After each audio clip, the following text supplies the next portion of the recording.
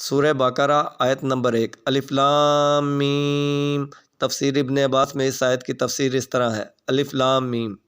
سورہ بقرہ ساری کی ساری مکی ہے اور بعض کے نزدیک مدنی ہے۔ اس کی تفسیر کی اسناد یوں ہے، عبداللہ بن مبارک کو علی بن اسحاق سمرقندی سے، اور ان کو محمد بن مروان سے، اور ان کو کالبی سے،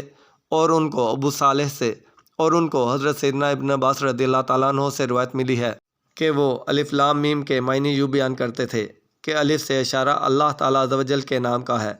اور لام سے حضرت جبرائیل علیہ السلام کے نام کا،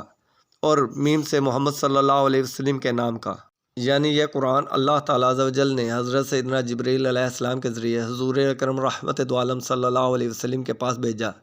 یا یہ کہ الف سے مراد اللہ تعالیٰ عز و جل کی غیر متناہی نعمتیں ہیں، اور لام سے اس کا لطف بے حساب ہے، اور میم سے مالک مراد ہے۔ الف اللہ تعالیٰ عز و جل کے شروع میں ہے، اور لام لطیف کے اول میں، اور میم مجید کے ابتدا میں، یا اس سے مراد اللہ عالم ہے، یعنی اللہ تعالیٰ عز و جل سب سے زیادہ جانتا ہے۔ تم نہیں جانتے، یا یہ قسم ہے جو ان حروف کے ساتھ بتعلیم الہی دکھائی گئی ہے، یا اللہ تعالیٰ عز و جل کا اسم اعظم ہے، یا یہ اللہ تعالیٰ عز و جل کے اسرار ہیں جن کو سوائے اس کے کوئی نہیں جانتا، اس کے رسول جانتے ہیں۔